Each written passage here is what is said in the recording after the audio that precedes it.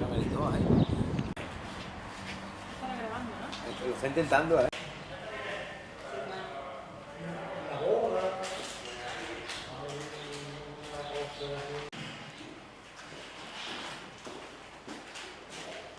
¿Has sido tú? ¿Te crees que no te venís?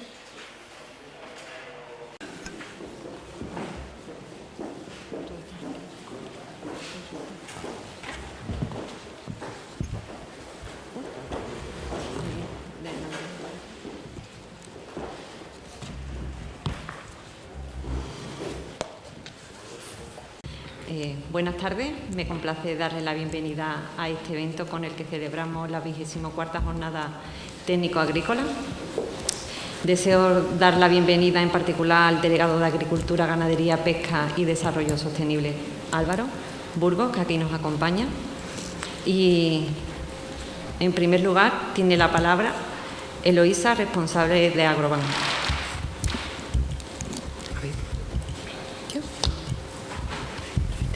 Hola. Hola, ahora sí, ¿no? Bueno, antes que nada, amigos, delegado de Agricultura, alcalde, alcaldesa y concejal de aquí de Almonte, muchas gracias por invitarnos, muchas gracias por permitirnos participar en esta 24 jornada de las jornadas agrícolas de las villas de Almonte. Nosotros, desde Caixa, desde Agrobank, es la marca, la apuesta agraria de nuestra entidad CaixaBank. Entendemos que la agricultura y la ganadería son un factor importantísimo en todo nuestro territorio, pero especialmente en Huelva. En Huelva, que la agricultura es el motor principal. Si hablamos de agricultura en Huelva, nos centramos en berries, pero no nos podemos olvidar, por supuesto, en Almonte, de temas como la vid, la ganadería, tan importante en esta comarca. Si nos centramos en berries, que quizás es un poco la pata principal de la agricultura, tenemos que destacar las 11.000 hectáreas de berries que ya tenemos, que aportan 500 millones de euros de valor bruto. Y bueno, las berries yo creo que son el ejemplo de la agricultura dentro de España. Es el ejemplo a seguir por el tema de la innovación, por cómo se está innovando, desarrollando y estudiando mucho en I+D+I. Nosotros desde Agrobank nos sentimos muy identificados con esta agricultura tan innovadora, que invierte tanto en técnicas, en tecnología, en técnicas agroambientales que le dan sostenibilidad a un sector y le hacen todavía que tenga más valor social por el tema medioambiental que le dota. Nosotros desde Agrobank tenemos muchas oficinas en el territorio. En la provincia de Huelva tenemos 46 oficinas Agrobank y aquí en el territorio de Almonte contamos con 4. Estamos aquí representados por Luismi, el director de la Store de Almonte, y por Miguel Fernández, que es el representante, el referente para agricultura, dedicado a agricultura en Huelva Condado. Para nosotros, como Agrobank, la agricultura es muy importante y tenemos una apuesta de valor muy clara. Dotar a nuestras plantillas para que hablen el idioma de los agricultores. Por supuesto, participar en estas jornadas tan importantes, que antes he estado felicitando por la organización, porque entiendo que son interesantísimas por todos los temas que va a tratar, y sobre todo intentamos dotar a todas estas oficinas y a nuestra entidad en global de una propuesta de valor con todos los servicios y productos perfectamente adaptados a sus necesidades. Por solamente nombrar uno, por la ponencia que viene después, con el tema de los aguacates, tenemos el agroinversión leñoso, especialmente diseñado con 3 años de carencia, por decir una de las características principales. ¿Por qué tiene 3 años de carencia? Porque está perfectamente adaptado a las necesidades de producción del cultivo. Y como eso, todo. Y intentamos tener lo que ustedes necesitan para el campo. Y si no, coméntenlo con nuestras oficinas porque somos capaces de crearlo. Bueno, y todo esto nosotros dotamos a todo el tema de Agrobank, todas las oficinas de Agrobank están con una forma de hacer banca. Nuestra forma de hacer banca tiene 3 valores principales. Uno, el compromiso social. La otra, la confianza de nuestros clientes. Y todo esto muy ligado a la calidad del servicio. Todo esto nos hace una entidad diferente, donde ponemos a las personas en el centro de todo y sobre todo con nuestra obra social, que nuestra obra social entendemos que es el centro de nuestra entidad, una obra social que, bueno, todos los años destinamos 510 millones de euros a toda la economía para temas de enfermedades, de riesgo de exclusión social o distintos problemas que se tienen, y además que intentamos que este dinero vaya a las localidades. Aquí en Almonte,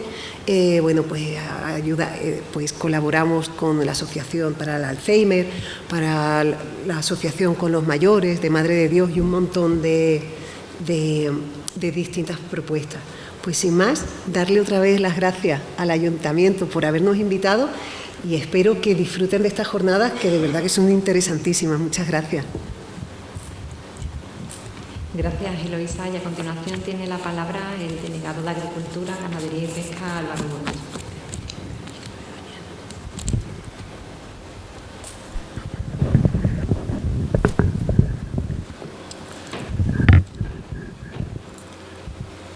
Buenas tardes a los representantes de la Caixa,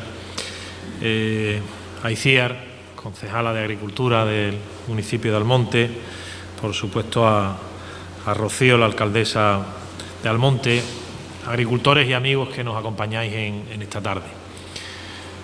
No somos muchos, pero creo que merecéis el respeto de que por parte de los que estamos aquí en la mesa le demos la importancia que yo creo que tiene cualquier iniciativa que, en este caso desde el ámbito de la administración local y en coordinación, en colaboración con representantes del sector, se haga en beneficio de la agricultura, entre otras razones porque a lo largo del año en distintos municipios de la provincia se organizan jornadas de este tipo y hoy se van a afrontar aquí algunas ponencias que me parecen que son muy interesantes, por novedosas y por el contenido de la misma. Quisiera decir que para mí es un honor estar en esta jornada, porque aunque llevan el apellido de técnica y en contra de lo que damos por sentado muchas veces, deben ser la atención de muchos colectivos agrupados en el sector agrícola. Un sector primario que durante estos días, como sabéis, está haciendo valer sus reivindicaciones en las calles, o mejor dicho, casi en las carreteras, ¿no? Desde la Junta de Andalucía damos el apoyo al campo porque las dificultades se han perpetuado. La agricultura es fundamental para fijar la población al territorio rural y esto se pone en peligro si el campo no se hace rentable. Pedimos que las administraciones competentes, como el Ministerio de Agricultura, sea proactivo y defienda los intereses del sector con presupuestos y con plazos para acometer medidas que tienen que ver con la bajada del IRPF, con la bonificación en materia de energía, de los seguros sociales, de más recursos para los seguros agrarios. Y al mismo tiempo también ponemos en valor las distintas medidas que los gobiernos autonómicos, cada uno con su signo político, están poniendo encima para la lucha de los intereses de los agricultores. Y así en Andalucía el presidente ha anunciado un paquete de medidas, entre las más importantes, pues poner 750 millones de euros como un instrumento financiero a disposición del sector y la refinanciación de la deuda y ayudas a la mujer dentro del mundo rural también. Y dicho esto, desde el propio sector hay que seguir trabajando y avanzando y así nos centramos en esta jornada. A continuación, y como ya se ha anunciado, se van a abordar dos cultivos muy concretos que están dando que hablar. Uno que sin lugar a dudas está en alza en los mercados, aunque tiene reto por delante en investigación y en precio, como es el del aguacate. Tenemos confirmadas en la provincia más de 500 hectáreas. Se han acometido importantes proyectos de inversión en torno al cultivo de esta fruta tropical en los últimos años, hasta el punto de hablarse, como se hablaba hace unos años respecto al arándano, de ahora de la fiebre del cultivo del aguacate. Y hay quien piensa que cuando el boom de las plantaciones de Huelva entre en producción, pues el precio, que está ahora alto, pues igual se resienta. Vamos a ver la evolución y yo estoy seguro que podemos sacar conclusiones de aquí. Y el otro es la pitaya, un fruto novedoso con respecto a las berries y que es una apuesta interesante que están haciendo ya entre 30 y 40 productores, pero que hay mucho trabajo por delante para cohesionar esta producción y que se consolide como una alternativa. No hay grandes superficies, sino pequeñas plantaciones repartidas. Los ingenieros que van a tomar la palabra a lo largo de la tarde nos darán las claves de dos productos, como les digo, apasionantes y que estoy convencido que van a tener un gran futuro. Y en la segunda parte de la jornada, desde la Consejería, hemos querido colaborar con el Ayuntamiento, con las voces autorizadas de don Armando Martínez y don Juan José Soler, que nos hablarán de la nueva PAC, de la PAC 2021-2027, vital para el sector y la negociación que se lleva a cabo por parte del Gobierno de España para nuestra provincia, para nuestra región, que puede dar muchas claves en relación a las protestas a las que he hecho mención anteriormente y, en segundo lugar, también de los controles por monitorización, que seguro que es otro campo interesante que vamos a tocar esta tarde. Con ambas intervenciones se va a dar muestra del trabajo que se lleva a cabo en la Junta de Andalucía, que no solo es técnico. Un año después, desde el ámbito de la gestión, me enorgullece recordar que hace algunas semanas se ha concedido por parte de la delegación la autorización ambiental unificada a la comunidad de regantes Condado de Huelva. Y eso es un logro de vuestra comunidad, de los representantes que hoy están aquí presentes y de creer que se puede.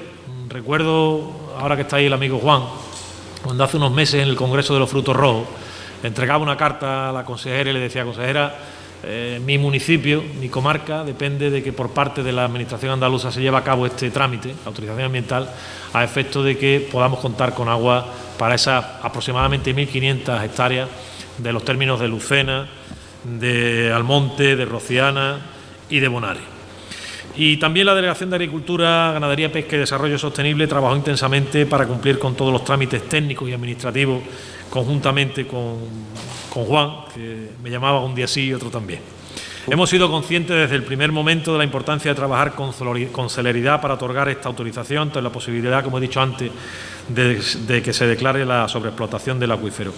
Para la concesión de agua de la Confederación Hidrográfica del Guadalquivir, la autorización de la Junta contempla el suministro de agua subterránea mediante 560 captaciones o pozos declarados por la comunidad regante y 123 infraestructuras de almacenamiento o balsas. Por otra parte, y si nos ceñimos al monte, municipio agrícola por excelencia, hemos cursado en el último año ayudas por valor para la agricultura de vuestro pueblo de más de casi 6,5 millones de euros.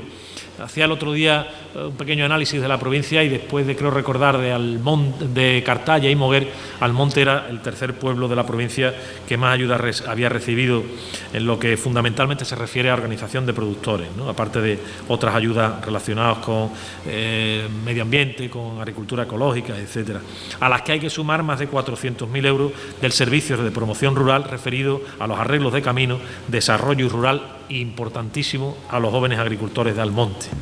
Y también es importante para el campo la lucha contra los incendios. Y en este término, en el último año, hemos invertido 116.000 euros en trabajos del Infoca sobre más de 1.000 hectáreas. Antes de despedirme brevemente, quería decir que esta comarca está muy encima de la mesa por los problemas que todos conocemos de la delegación y de la consejería. Esta concejala y esta alcaldesa que están aquí a mi lado constantemente están en contacto con la delegación y con la consejería trabajando por vuestro municipio y estamos codo a codo en multitud de iniciativas que nos estáis planteando y en las que vamos a seguir apoyando a este municipio, a esta comarca, porque para eso ha venido este nuevo gobierno y de eso está dando fe tanto la consejera como el presidente de la Junta de Andalucía. Así que yo, por mi parte, me sigo poniendo a vuestra disposición, a disposición del sector, a disposición de los ayuntamientos agrícolas y ganaderos y daros las gracias por vuestra atención. Nada más y buenas tardes.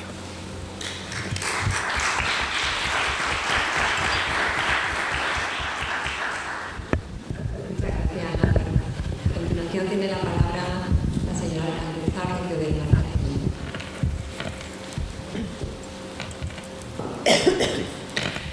Gracias, Iciar. Buenas tardes y bienvenidos y bienvenidas a todos y a todas. En primer lugar, quiero agradecer su asistencia a esta 24ª Jornadas Agrícolas y me gustaría también, por supuesto, agradecer la colaboración de la Consejería de Agricultura, representada aquí por nuestro delegado provincial, Álvaro Burgos, a la Caixa, representada también en la mesa por la directora territorial, Eloísa, también al Colegio de Peritos Agrícolas, pero por supuesto a mi compañera del equipo de gobierno y delegada de Agricultura, que ha luchado por traer aquí unas jornadas que creo que están a la altura de lo que este pueblo se merece. Gracias, Icía. Antes de referirme a la jornada, quiero manifestar el apoyo de este equipo de gobierno del Ayuntamiento de Almonte a las reivindicaciones del sector agrícola y, en concreto, al de nuestra comunidad autónoma de Andalucía, que, como saben, está viviendo una situación difícil motivada por distintas causas que se evidencian fundamentalmente en la bajada de los precios de origen, al mismo tiempo que suben los costes de producción. Como se recoge en la propuesta sobre este tema que el equipo de gobierno del Ayuntamiento de Almonte llevará al Pleno el próximo 10 de marzo, nuestros agricultores reclaman hechos y los quieren ya. Quieren una reacción contundente ante esta situación y que se adopten todas las actuaciones posibles para ayudarles a superarla. Por ello, cada administración debe actuar en el ámbito de sus competencias en defensa y apoyo de nuestra agricultura y ganadería. Deben ponerse en marcha las reformas que se han prometido en los últimos días por el Gobierno de la Nación, principalmente la Ley de la Cadena Alimentaria y la relativa a la prohibición de la venta a pérdida. En este contexto, la normativa europea es, como ya sabemos, muy importante. De ahí que la ponencia incluida en esta jornada sobre la nueva PAC 2021-2027 es especialmente oportuna y de obligado conocimiento para el sector, porque entendemos que tienen que aprobarse nuevos mecanismos de gestión de crisis y modificarse los actuales para que se puedan poner en marcha de una forma más ágil desde el primer momento en que se estimen necesarios. De la misma forma, también es muy interesante para el sector el conocimiento de los nuevos controles por monitorización de las superficies agrícolas y, por otra parte, las dos primeras ponencias dedicadas a la introducción en Huelva y en Andalucía occidental del aguacate y de la pitaya respectivamente.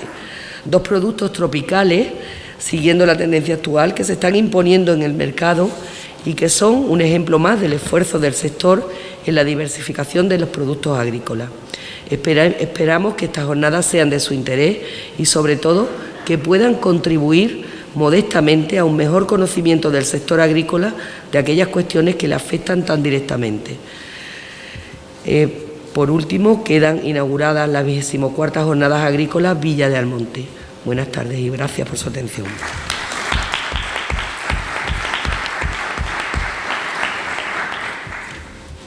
Pues una vez inaugurada la jornada, le vamos a dar paso a don Rafael Gómez Cabrera, que es ingeniero técnico agrícola, especialista en el cultivo del aguacate.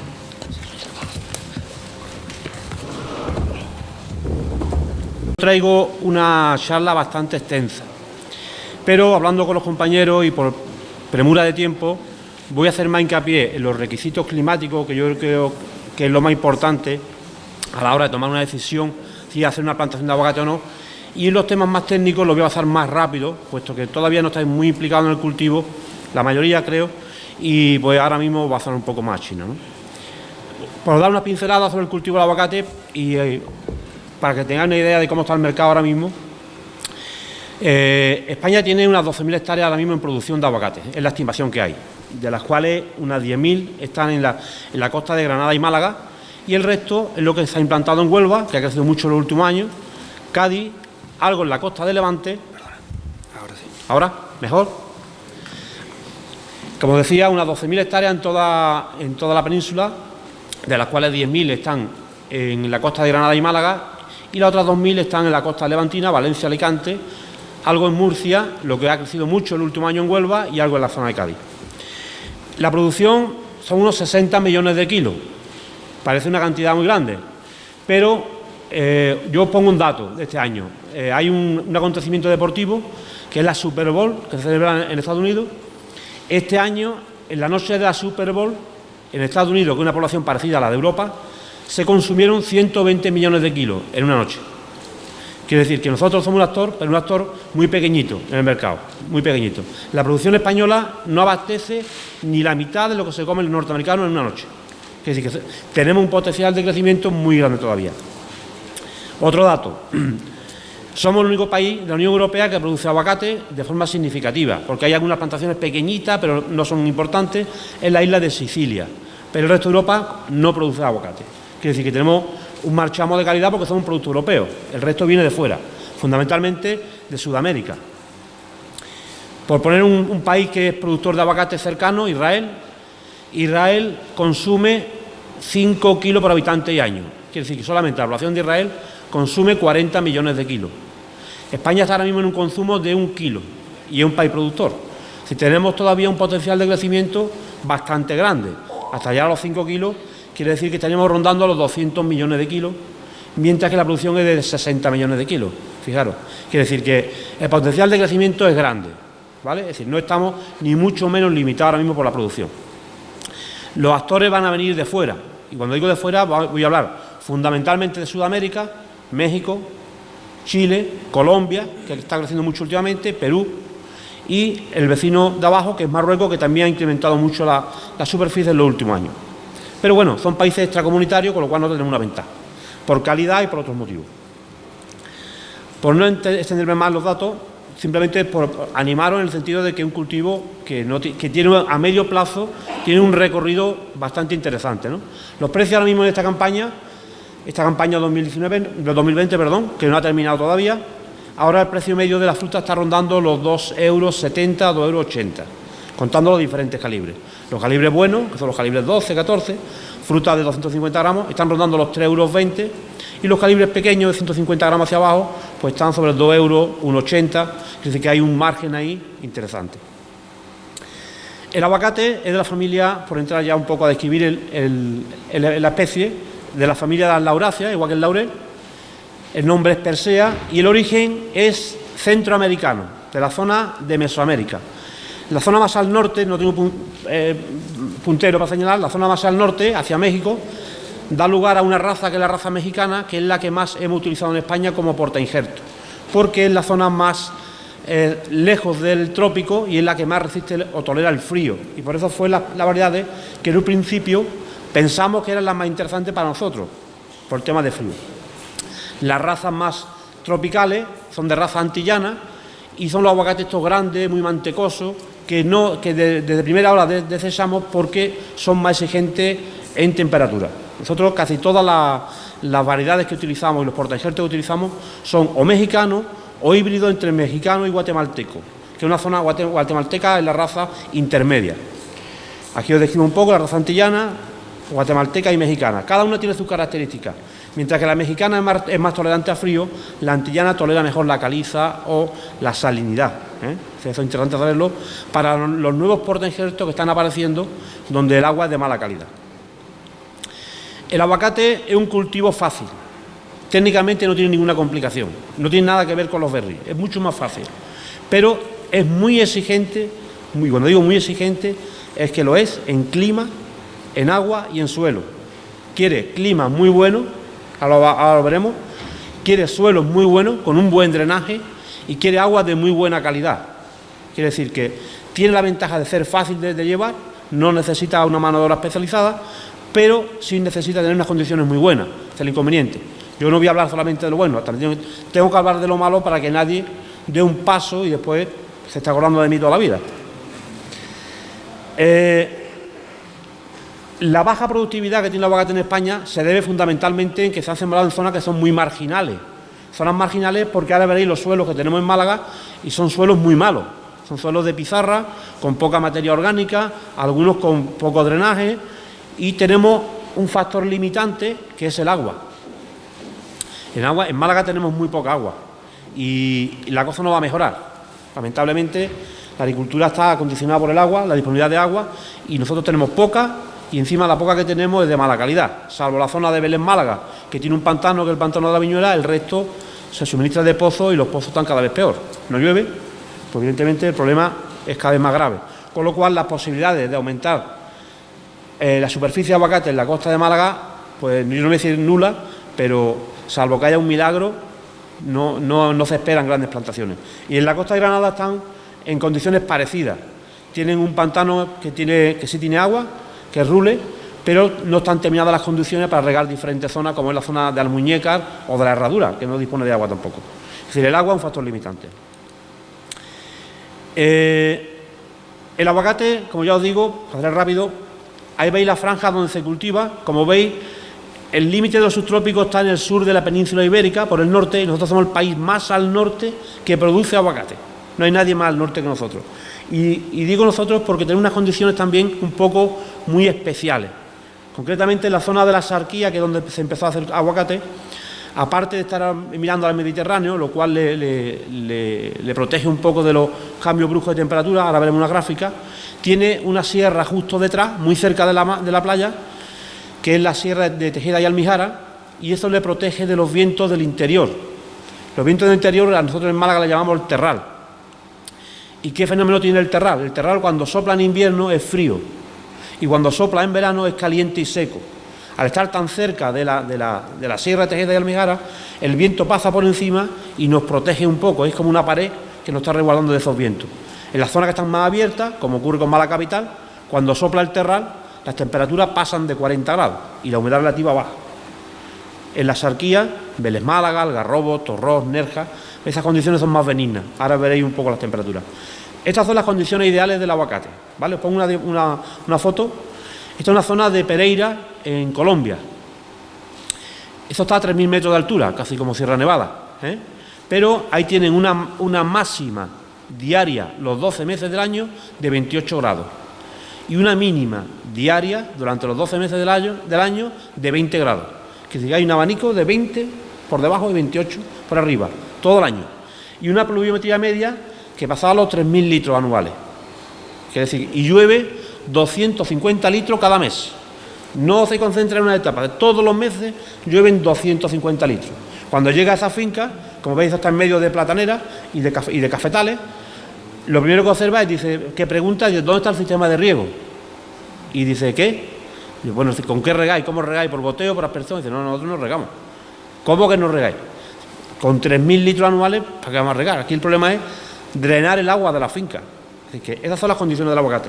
En esas condiciones, incluso llegan a tener 3 floraciones de aguacate en el mismo año, ¿vale? Si eso lo he visto yo, es decir, aguacate recolectando, aguacate engordando y flores cuajando para la siguiente cosecha, en la misma época. Sí. 3 cosechas de aguacate en un mismo año. Esas son las condiciones de Colombia, no son las nuestras, ni las de Huelva ni las de Málaga. Son otras condiciones, ya digo, totalmente diferentes. Pero esas son las que le gustan al aguacate. Como no tenemos esas condiciones, tenemos que intentar hacer lo mejor posible o darle las mejores condiciones de riego y de nutrición al cultivo para que esté tan a gusto como estaría en Colombia, que ya digo, es difícil. Esas son las temperaturas, una gráfica de temperaturas máximas y mínimas de una estación meteorológica que hay en Algarrobo Costa. Estas, digamos, serían las condiciones mejores que nos podemos encontrar allí en Málaga, porque están en la costa, en línea recta a 2 kilómetros del mar y muy protegidas, muy abrigadas. Como veis, las medias de las mínimas, que se producen en invierno, en enero y febrero, son de 9 grados, y las medias de las máximas en verano, en julio y en agosto, están en torno a 29 grados, las medias, ¿vale? Pero allí rara vez, por ejemplo, este verano 2019, no hemos tenido ningún día por encima de 31 grados, con lo cual tenemos un clima muy benigno. Eso diferencia mucho de esta zona, como ahora veréis. Las diferentes variedades, bueno, decir que el mercado del aguacate a nivel mundial gira en torno a una variedad, que es Hass. Hass supone el 90% del aguacate que se vende en el mundo es Hass, ¿vale? Hay otras variedades como Ritz, como Naval, como Fuerte, Bacon, Zutano, últimamente se habla mucho de Lamb Hass, de Maluma, en fin, ahora veremos un poco las variedades, pero el mercado mundial del aguacate es Hass. Y yo cuando hable de aguacate voy a hablar de Hass, porque es lo que se debe de poner, creo yo, desde mi punto de vista. Hass tolera hasta menos 2 grados, porque es de raza mexicana y híbrido con guatemalteca. Tolera un poco más de frío que Ritz y Naval, que son antillanos, ¿vale? Condiciona mucho. Estas son gráficas de aquí, de la estación meteorológica de la Junta de Andalucía, de Almonte, tomada el día 2 de marzo. Como veis, frío no hay mucho problema de frío en esta zona. Esto es de Almonte, ¿eh? Os hablo de aquí. Veis en un circulito en la parte de abajo que solamente durante el año, en enero del 2018, hubo temperaturas por debajo de 0 grados. Y fueron pocos días y no fueron muy fuertes, no llegaron a, 2 grados, a -2. Con lo cual el frío puede que no sea un inconveniente, depende de la finca, como todo. Puede que no sea un inconveniente, pero fijaros las máximas cambian. Ya os he dicho que en la zona que hemos visto de Colombia no pasan de 28 y en la zona de donde yo trabajo no pasan de 31. Pero aquí, fijaros, en los 3 últimos años, en verano, por encima de 35 grados, que es cuando el aguacate sufre, tenemos un montón de días. Con lo cual, de mi punto de vista, aquí es más problemático el verano que el invierno, porque la gráfica es lo que nos dice. Tenemos muchos días con temperaturas que son extremas para el aguacate. Y ahí hay que tener cuidado. Y luego hay otro problema, acompañado a las temperaturas, y es la humedad relativa. Cuando la humedad relativa baja, las condiciones del aguacate son extremas, por decirlo de alguna manera. Tener en cuenta, para entender un cultivo tenéis que saber de dónde proviene, y así entenderéis cómo se comporta. El aguacate proviene de la zona tropical, donde llueve permanentemente. ¿Eso qué condiciona? Ahora veremos el tema del riego. Eso condiciona el sistema radicular que tiene el aguacate. El aguacate no necesita tener un sistema radicular potente porque no necesita buscar agua en profundidad. Si nosotros pensamos en un cultivo mediterráneo, hablaríamos del olivo. ¿Qué le ocurre al olivo? Por poner un producto que produce una grasa, que es la aceituna, igual que el aguacate. El olivo engorda la aceituna durante el verano, igual que el aguacate engorda el aguacate durante el verano, para meter grasa. Pero el olivo es capaz de aguantar sin riego y sin lluvia desde el mes de mayo, que caen las últimas precipitaciones, hasta el mes de octubre. ¿Y qué es lo que hace? Meter un sistema radicular muy profundo, muy pivotante, y aprovechar el agua que está en profundidad, porque es su evolución. Él proviene del Mediterráneo, está condicionado a estas condiciones de cultivo. El aguacate no es así. Cuando nos traemos el aguacate a nuestras condiciones y lo ponemos en competencia casi con el clima del olivo, pues sufre mucho en verano. Y sufre porque no tiene ese sistema radicular y ni el sistema estomático es tan eficiente como el del olivo, ¿vale? Eso condiciona mucho. A ver qué hay aquí. Entonces, cuando la humedad relativa baja mucho, baja por debajo del 40%, como el cierre estomático del aguacate es muy malo, es muy poco eficiente, transpira mucha agua, le hace perder mucha agua, y si no le damos agua a la planta para recuperar todas esas pérdidas, nos provoca una caída de fruta. Entonces nos encontramos en verano, en las fincas del interior de Vélez, Málaga, que vas pasando por debajo del aguacate y escuchas pom, pom, pom, pom, pom, y es que está tirando la fruta. Y la está tirando porque está la planta estresada. Y algunos no llegan a tirarla, pero provocan un daño en el pedúnculo que hace que el fruto se quede momificado y ya no engorde más. El que conoce los frutos de aguacate lo habrá visto muchas veces. Y eso es un problema. Eso redunda que al final podamos cultivar aguacate, podamos criar aguacate, pero no sea un cultivo rentable, porque la productividad es muy baja. Y al final, aquí lo que hablamos es que sea un cultivo rentable, no de tener un jardín botánico. Y si perdemos la cosecha, pues estamos perdiendo el dinero. Estos son los daños por helada. Esto es de la zona allí de Vélez, Málaga. Fue hace unos años que bajó mucho la temperatura. Este año, concretamente, llegó a haber nieve en la playa de Nerja, en Burriana. Y los más viejos del lugar nunca habían visto la nieve. Gente con más de 80 años dice, nunca había visto la nieve en Nerja. Y en la playa de Burriana, en Nerja, la playa de Verano Azul, nevó. Estas son plantas que, a pesar de haber perdido la cosecha y la rama, con una poda se recuperaron y al año siguiente ya estaban en condiciones, no de producir, pero sí habíamos recuperado las plantas. Sistema antihelada, pues tenemos ventiladores, que lo que hacen mover, o lo que últimamente se está proponiendo, de hecho en Huelva se está haciendo en algunas fincas, que es el riego por aspersión aéreo para minimizar el riego de helada y, por otro lado, suavizar las temperaturas en verano. Yo creo que el sistema va a ser eficiente más por el verano que por el invierno, porque invierno ya habéis visto, no hay mucho problema, pero en verano sí vamos a tener problemas. Y cuanto más nos acerquemos a Sevilla, más tendremos la influencia del calor del interior y más tendremos que poner a funcionar este sistema. Ya hay fincas, como digo, en la zona de Huelva capital hacia la frontera de Portugal, donde las fincas están instalando este sistema de riego por aspersión. Las condiciones para la polinización y cuajado, mi compañera entiende bastante de este tema, ya hablará ella del tema de la pitaya, pues tienen que ser temperaturas muy suaves y que las temperaturas no bajen de 13 grados durante un periodo de 14 o 15 horas para que se produzca el completo desarrollo del tubo polínico.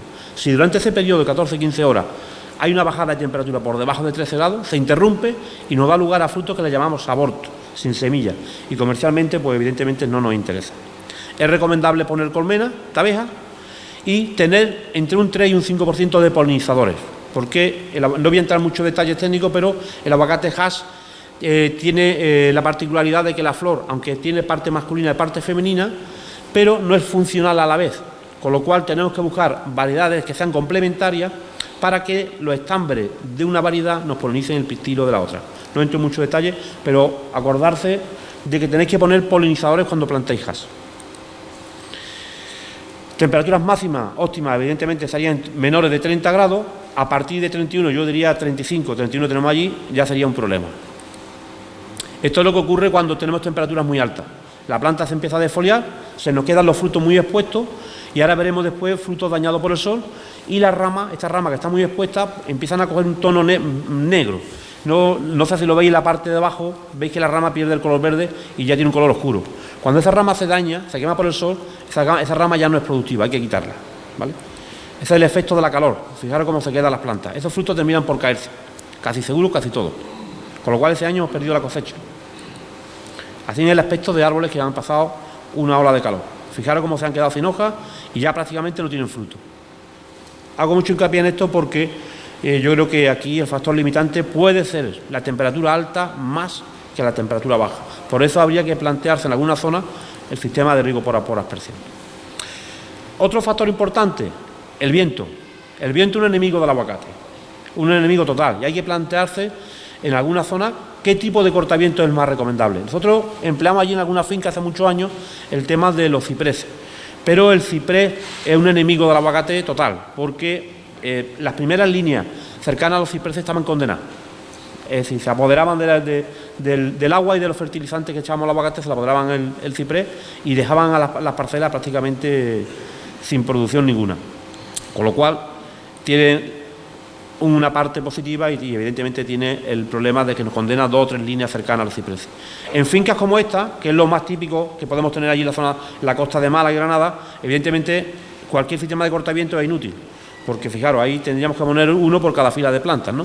Con lo cual pero es lo que tenemos, es la orografía que hay allí. Esta es una finca reciente, aquí se ha optado, como está muy expuesta al viento, se optó por poner lanjas, por decir, bueno, como el viento me pega mucho, a ver si lanjas, que tiene un pedúnculo más grueso, la planta es más pequeña, está más arropada, a ver si consigo, con esta fecha reciente de este año, es del 20 de febrero, si consigo obtener producción con esta variedad. Con Hass va a ser complicado. ¿Qué problema tiene el viento? Evidentemente, lo primero, con viento no trabajan las abejas, punto 1. Segundo, si no hay abejas, hay una mala polinización. El aguacate no es la flor preferida de la abeja. Si tenéis cítricos cerca, si tenéis naranjo mandarino, olvidaros de la abeja porque se van a ir seguro a los cítricos. La flor del azahar le gusta mucho más que el aguacate, porque no es atractiva. Como no es atractiva, no es su predilección. Hay otros insectos polinizadores que sí trabajan en aguacate, se están trabajando en ellos, pero si no tenéis problemáticas de cítricos cercanos, la mejor opción siempre será poner abeja. Otro problema del viento es la caída en precosecha, es decir, en frutitos que están cuajando o que están a punto de madurar y cuando viene el viento fuerte te los tiran, porque el pedúnculo del aguacate es bastante largo y eso hace que el viento lo agite mucho, lo mueva mucho, al final lo termine tirando. Y por último, al frutos que no llegan a caer, pero con el roce con otros frutos o el roce con ramas, hace que aparezcan unas manchas marrones que algunos confunden con daño de trip, y ese fruto pues es de trío y se vende como de tercera o de mala calidad, y lo que se hace es pagar a un precio de desecho. Con lo cual el viento es un problema grave, no solamente las temperaturas ni la humedad relativa. Suelo. Como veis, esto es un suelo típico de lo que podemos tener allí, suelos malos, este es un suelo un poquito mejor, suelos muy pedregosos, con mucha caliza, este es un suelo de pizarra, pero en todos se pueden cultivar. Hoy en día se cultiva en cultivo hidropónico, es decir, el suelo no es un inconveniente, pero sí es muy importante que tenga un buen drenaje. Es decir, aunque no tenga una riqueza alta en materia orgánica, aunque tenga niveles altos de carbonato o bicarbonato, sí es importante, podemos corregirlo con el abonado, podemos corregirlo, pero sí es importante que tenga un buen drenaje. Si tenemos problemas de drenaje, porque tengamos una capa de arcilla, que no la veamos, por debajo de los 50-60 centímetros, o porque tengamos rotura en el sistema de riego cuando ponemos riego subterráneo, y hay rotura o fuga dentro del sistema de riego y nos da encharcamiento, a la corta más que a la larga vamos a tener problemas de hongo. Ahí tenemos un suelo donde en principio la parte de arriba era bastante permeable, parecía un suelo bueno, pero cuando hicimos una calicata nos encontramos que a 50-60 centímetros teníamos una capa impermeable y cuando regábamos el nivel freático subía y las plantas estaban teniendo problemas de amarillamiento. Esto, de asfixia radicular. Eso es provocado por una falta de drenaje. Últimamente lo que se está haciendo, y aquí en Huelva prácticamente todas las fincas que yo conozco en la zona de Isla Cristina y Ayamonte, se está haciendo en caballones grandes, por lo menos con 70-80 centímetros de altura, para evitar esos problemas de encharcamiento. Todas las nuevas plantaciones se están haciendo así. Le viene muy bien los mulching con materia orgánica, los empajados, ¿vale? Todo lo que sea materia orgánica al aguacate le encanta. Ya digo que una planta que está acostumbrada a suelos muy ricos en materia orgánica y a suelos muy fértiles. Todo lo que le aportemos le viene muy bien. Fijaros lo que han aportado aquí. Esta es una foto, esto lo tenía el agricultor gratis, por eso mete esa cantidad de mulching. Esto es una foto tomada en una planta de compostaje de Los Ángeles. Los Ángeles es una ciudad muy grande y produce una cantidad de materia verde tremenda. Cada vez que un propietario limpia su jardín, corta el césped y demás, está obligado a retirar ese material verde a un punto limpio, donde ahí fabrican un compostaje y se lo ofrecen gratuito al agricultor. Sí, el propietario de la casa o del chalet retira la materia verde, hacen el compost y los agricultores se llevan todo el compost que quieran, solamente pagan el transporte. Por eso vemos aquí la cantidad de materia orgánica que están aplicando en esa finca. Eso era en Ventura, cerca de Los Ángeles. Manejo de riego. Esto era riego por inundación. Esto lo he visto yo. Afortunadamente esto ya ha desaparecido, porque imaginaros los metros cúbicos que necesitamos para regar una hectárea, regando todavía a pie, ¿no? Hoy en día los sistemas más frecuentes, pues con goteo o con microaspersión. Los dos tienen sus ventajas y sus inconvenientes. Ventaja e inconveniente. Pues el goteo tiene el mismo coste de instalación prácticamente que la microaspersión. Tiene mejor control de la mala hierba. En la microaspersión, al mojar más superficie, pues tenemos peor control de mala hierba. La revisión es más costosa en el goteo porque hay que ir comprobando que todos los goteos estén emitiendo la misma agua. Cuando se obstruyen y gotean un poquito, no sabemos si realmente están echando el caudal que estaba previsto. La microaspersión, simplemente con agacharse por la mañana cuando está regando, mira y ves perfectamente si el aspersor riega o no riega. Se ve perfectamente, con lo cual la revisión es muy rápida. Las pérdidas de agua, en el caso del goteo, se producen por percolación. Si tenéis suelos más arenosos con un buen drenaje, en el momento que dais riegos muy largos, el agua la perdemos en profundidad. Por debajo de 50 centímetros, el aguacate tiene muy pocas raíces, con lo cual meter riegos muy profundos es tirar el agua. En cambio, la microaspersión, las pérdidas se producen por evaporación. Como mojamos mucho suelo, pues los días que tenemos terral o tenemos viento, perdemos mucha agua por evaporación. Si aportamos mulching vegetal, evidentemente con microaspersión la pudrición del aporte es mucho mejor, es más conveniente. Ahí tenemos un perfil de suelo con goteo de microaspersión, simplemente para ver cómo se distribuyen las raíces del aguacate cuando colocamos un sistema u otro. En el caso del goteo está muy concentrada cerca, el puntito que veis aquí, la flecha negra que veis en el punto del goteo, indica dónde está puesto el gotero. Y veis que el 5, 4, 3, 2 está muy agrupado muy cerca del punto. Eso indica que las raíces están muy concentradas en la zona del gotero, están muy apelmazadas. Mientras que en la microaspersión, fijaros que hay raíces hasta casi 2 metros de distancia, ¿vale? Que están mejor distribuidas. ¿Y eso qué consecuencias tiene? Que estén más agolpadas o estén más distribuidas. Pues tiene influencia. Hubo un ensayo durante 6 años. El aguacate, como otras especies, es alternante, es decir, tiene un año de alta y un año de baja. Siempre hay que mirar 2 años, no podemos mirar un año, ni 3, tenemos que mirar años pares para poder comparar un año bueno y un año malo, un año bueno y un año malo, ¿vale? Porque hacemos 3 años y pillamos 2 años buenos y 1 malo, pues la media no es muy significativa. En el primer bienio, 86-87, los kilos por centímetro cuadrado de árbol, estamos refiriendo a la producción al volumen de copa. En el caso de la microaspersión era de 268 kilos por centímetro cuadrado, mientras que en el goteo era 263 gramos, eran gramos.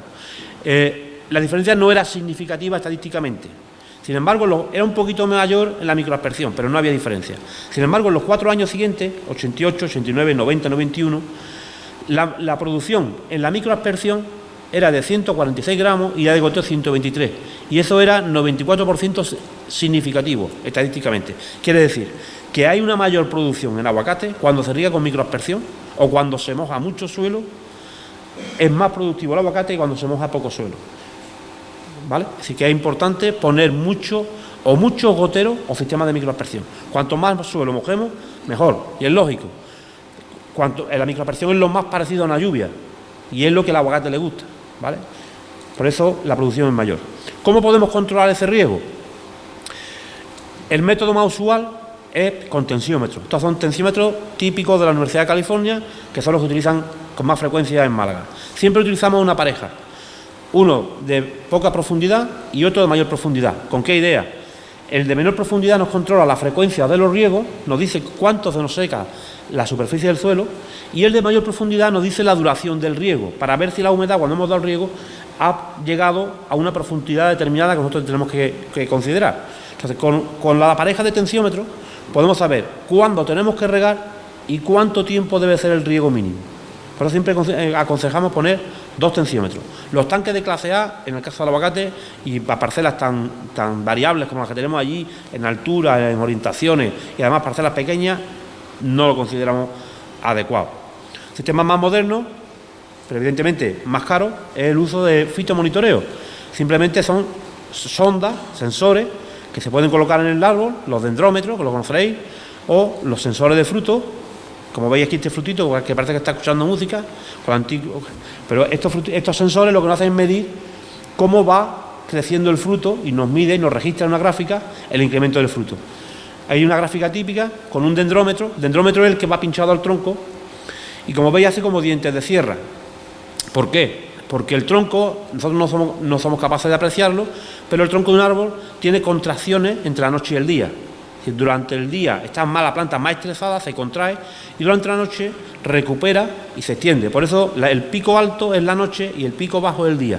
Pero si miramos la gráfica a lo largo de varios días, veréis que va subiendo, quiere decir que el perímetro del tronco va incrementando. Nosotros no podemos verlo visualmente, pero con un tipo de sensor de esto sí lo podemos mirar. ¿Qué es lo que nos mira? ¿Qué es lo que nos mide los sensores? Pues si la planta sufre un estrés, no lo he puesto, la he quitado, lo tenía que haber puesto, pues vemos que la gráfica, en lugar de ir creciendo, al otro día lo que nos registra es una bajada, tanto en el fruto como en el perímetro del tronco, ¿vale? Es decir, son sensores más modernos y nos dicen la temperatura de la hoja, el crecimiento del fruto, el crecimiento del tronco, humedad en el suelo. Para que estos sistemas pues pueden valer, no sé, pero tranquilamente 12, 14, 15.000 euros, depende del número de sensores que le pongáis. Mientras que los tensiómetros que he puesto al principio valen 100 euros. Esa es la diferencia. Claro, el tensiómetro hay que ir todos los días a verlo. Pero es que algunas veces queremos llevar la finca desde el bar y eso tampoco es posible. Hay que ir al campo todos los días y verlo. Y la constancia, como en todos los cultivos, es fundamental. Fijaros las diferencias de temperatura entre la costa y el interior. En la costa tenemos temperatura media en julio y agosto de 28-29 grados y en el interior de Vélez, Málaga, tenemos de 32-34, más parecida a la que pueda haber en Almonte, ¿vale? Las medias temperaturas de los meses más fríos en la costa son más suaves, 9,7, 9,9, los meses de enero y febrero, y en el interior 4,5, 6,2. Si tenemos que comparar Almonte, lo compararíamos con el interior de Vélez. No lo podríamos comparar, evidentemente, con la costa, con Algarrobo Costa o con Torros Costa o con Nerja. Es lógico. La pluviometría también varía. En la zona de costa llueve menos, llueve algo más siempre hacia el interior.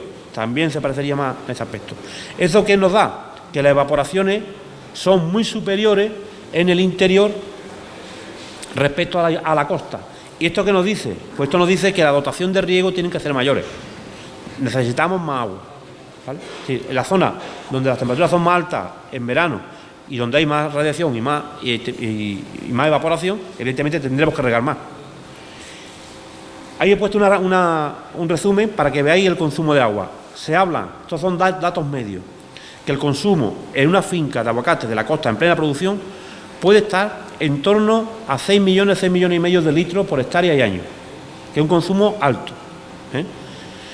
Y en el interior es más alto, entre 8 millones y 8 millones y medio, es decir, todavía más. Por eso tenerlo en cuenta. Si decidís montar aguacate, es un cultivo fácil técnicamente, pero ojo, tenéis que tener agua, porque la vais a necesitar.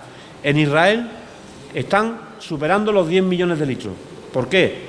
Porque tienen temperaturas más extremas, tienen peores suelos y además hay una relación entre aumento de la dotación de riego con la productividad.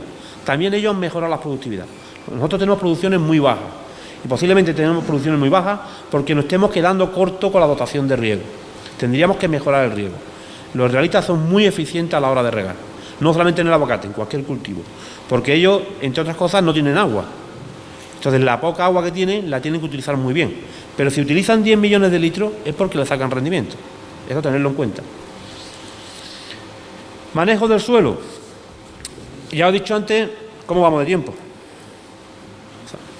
10 minutos, venga. Voy rápido. Manejo del suelo. Los empajados de materia orgánica son muy interesantes, les va muy bien.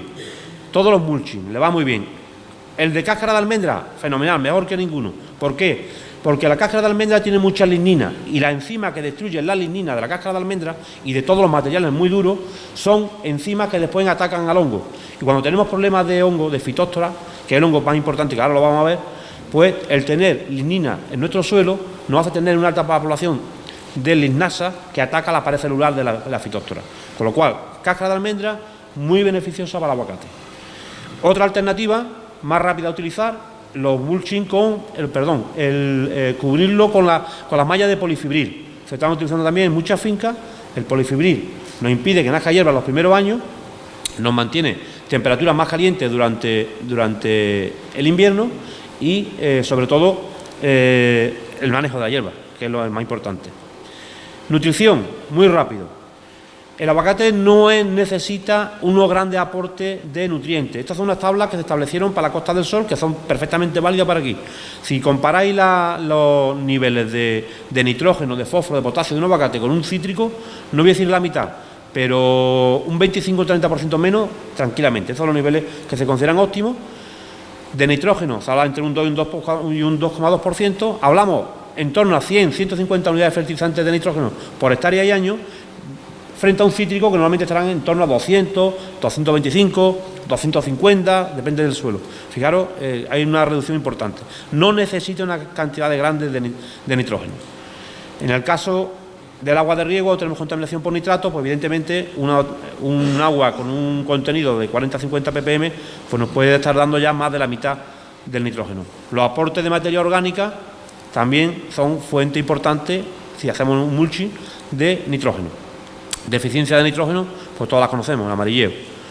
Fósforo, esto lo paso rápido, porque digo cuestiones más técnicas, entre 20 y 25 unidades fertilizantes por hectárea y año, en un ensayo que se hizo en La Mayora durante 30 años, que ese ensayo ya no lo veréis en ningún sitio, reducción del aporte de fósforo no significaron reducción en la producción de aguacate, ¿vale? Quiere decir que se estuvo 30 años sin aportar nada de fósforo y en la parcela aportando, en la parcela de al lado, 20-25 unidades de fertilizantes y producían los mismos kilos, con lo cual eso también es importante saberlo.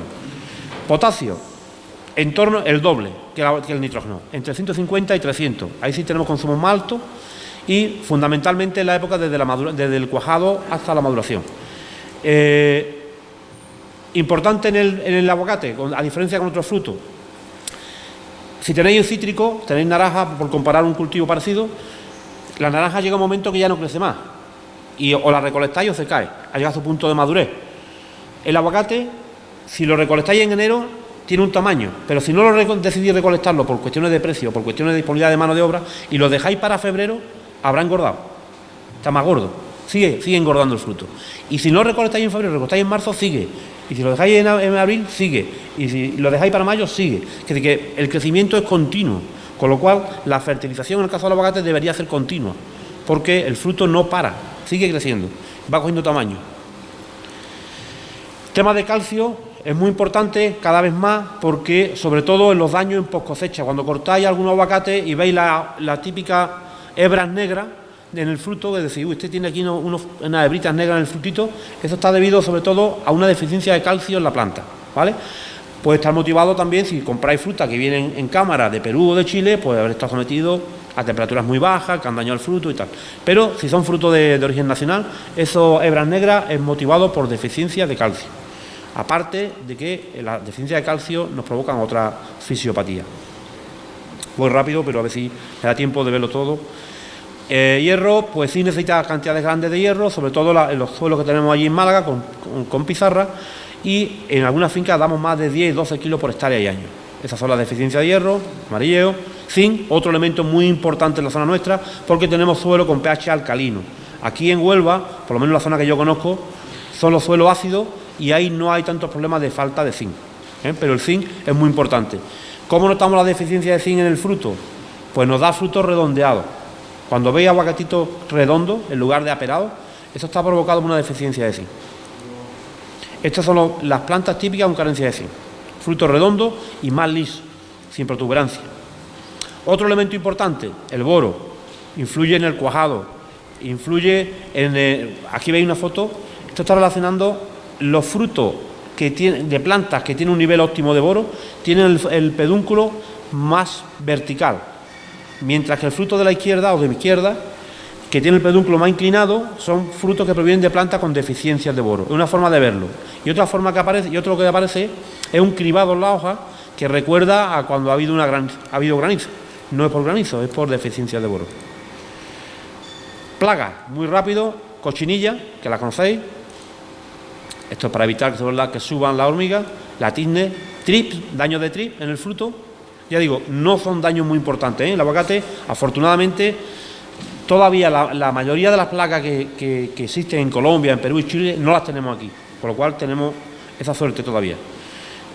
Sí tenemos dos ácaros importantes, la araña cristalina, es una plaga importante allí en la zona nuestra, es un ácaro que sobre todo nos afecta en verano, cuando las temperaturas son más altas, dos depredadores naturales que tenemos desaparecen y al desaparecer nuestros depredadores naturales aumenta la incidencia de araña cristalina. Y otra araña que le ha pasado antes, el ácaro marrón, que ha pasado muy rápido, aparece en invierno y lo que nos deja la hoja de un color, es parecida a la araña roja, la hoja de un color pardo. Estos son los depredadores naturales que tenemos allí en nuestra zona. El persímili y el califórnico, que son dos fitoseidos que de forma natural controlan. De forma habitual no hacemos tratamiento en el aguacate, no recomendamos tratamiento en el aguacate, porque en el momento que empezamos con los tratamientos empezamos a romper el equilibrio y cuando rompemos el equilibrio automáticamente la plaga, cuando ataca, el ataque va a ser más fuerte. Así que de forma preventiva no hacemos tratamiento, no tratamos de forma preventiva, tratamos cuando ya no queda más remedio. Estas plagas, estos ácaros, son un problema cuando la planta es pequeña, pero cuando la planta es grande hay que intentar evitar, la medida posible, hacer los tratamientos fitosanitarios. Y estos son enemigos naturales que tienen allí en nuestra zona. Enfermedades, pues evidentemente las más importantes, hongos de suelo, Phytophthora, que la conocéis de los cítricos, y Roselinea. Y las dos vienen cuando hay problemas de exceso de humedad y una falta de drenaje. Phytophthora y Roselinea, ¿en qué se diferencian? Phytophthora, en el caso del aguacate, la muerte es muy lenta, veis viendo que la planta se va desfoliando y va muriendo poco a poco, y Roselinea, la muerte es muy rápida. ¿Cómo mejoramos, cómo podemos controlar esos hongos de suelo? Cuando ya tenemos un suelo infectado, el método más eficaz es la solarización, ¿vale? Que la conocéis, poner plástico blanco para conseguir temperaturas por encima de 40-45 grados para intentar matar el hongo que pueda haber ahí. No hay otra manera. Una técnica que estuvimos probando que da buen resultado es la técnica del riego alterno. Simplemente consiste en regar una zona del árbol con la misma dotación, un área, y durante un mes y al mes siguiente regar otra zona del árbol con la misma dotación. Es decir, no reducir el agua a la mitad, sino darle solo la cantidad de agua en un área. De esa manera provocamos que el suelo se seque, el hongo ahí está fastidiado, no puede prosperar, y cuando ya se habitúa a la otra zona, cortamos el riego y regamos en el otro sitio, ¿vale? Ese es el riego alterno. Voy quizá un poco rápido, pero es que si no... un hongo que ha aparecido en los últimos años y que está pegando muy fuerte en España y en Israel también lo vimos, es esto que veis aquí. Este hombre es un agrónomo de la Universidad de California que nos acompañó, estuvimos viendo aquello, y Ese problema lo tenían ya en California hace unos cuantos de años. Yo lo he recuperado porque ahora en España está empezando a aparecer. Es la familia de la Botryosphaeria, que también ataca la viña, que ataca a otras especies, y ahora está afectando mucho el aguacate de la zona de Málaga y de Granada. Esa rama seca que veis ahí, eso está provocado por Botryosphaeria. Esos son los daños del sol que antes hablaba. Cuando el fruto se queda muy expuesto, se quema. Un virus, tenemos también un virus que afecta al aguacate, afortunadamente hay poca presencia, se llama Sunblood. Y por último, hablaros de las variedades muy rápidas. La más importante, Hass. En España supone el 75% y creciendo. Es el fruto que tiene mejor calidad gustativa y el mercado es el que quiere. Además, tiene la ventaja de que cuando madura cambia de verde a negro, con lo cual el consumidor sabe perfectamente cuando está para consumir. Ahí todas las variedades que se han estudiado, unos con más éxito, otros con menos éxito. Uno que últimamente se ha puesto muy de moda, que es el Lamb Hass, tiene la ventaja de que es más tolerante a vientos, que se cae menos, pero el inconveniente de que su plena madurez es más tardío que Hass y hay que recolectarlo a partir de finales de abril, principios de mayo en adelante. Con lo cual, si tenemos una zona donde hay mucha incidencia de viento o robo, tener el fruto expuesto durante más tiempo en el árbol pues es un inconveniente. Lamb Hass recolectado en marzo o en febrero es leña, eso es madera. Este es Lamb Hass, antes se llamaba Bob Lamb y le quitaron el nombre del mejorador, le quitaron lo de Bob, le dejaron los Lamb y le pusieron la coletilla Hass para que se parezca más a Hass. Pero el nombre suyo era Bob Lamb. Ahora se llama Lamb Hass. Ese es el fruto. Como veis es muy parecido. Todas las variedades que vamos a ver son variedades, bueno, Reed, esta es una variedad guatemalteca, muy mantecoso, ideal para consumir en verano. Si quisiéramos tener una producción de en julio y agosto, sería la variedad ideal, Reed. Fruto redondo, madura en verde. Fuerte, que lo utilizamos como polinizador. Bacon, que también es un polinizador de Hass, lo utilizamos fundamentalmente como polinizadores. Zutano también. Y luego los que se están probando, Maluma, Jiménez 2, Jiménez 1, Álvarez, Carmen, pero todos son hijos de Hass, son mutaciones de Hass. Todos son frutos rugosos que maduran en negro. Cada uno tiene unas características, pero todos son hijos de Hass, ¿vale? Mutaciones que se han obtenido. Por ahí va el mercado. Como portainjerto de semilla, lo más frecuente, Topa Topa, que es mexicano, por mayor resistencia a frío, y los portainjertos clonales cuando tenemos problemas ya de suelos contaminados por hongo. Los más utilizados, Duque 7, Toro Cañón o Dusa, que son de origen o bien de California, la Universidad de California, o bien de Sudáfrica, que tienen muchos problemas de encharcamiento. También tenemos algunos patrones de Israel, que es difícil de encontrar aquí, pero que son muy productivos, como el VC66, que en Israel es el mayoritario. Y muchas gracias. Un poco rápido, pero quería verlo todo un poco. Si tenéis alguna pregunta ahora. Pues nada, muchas gracias.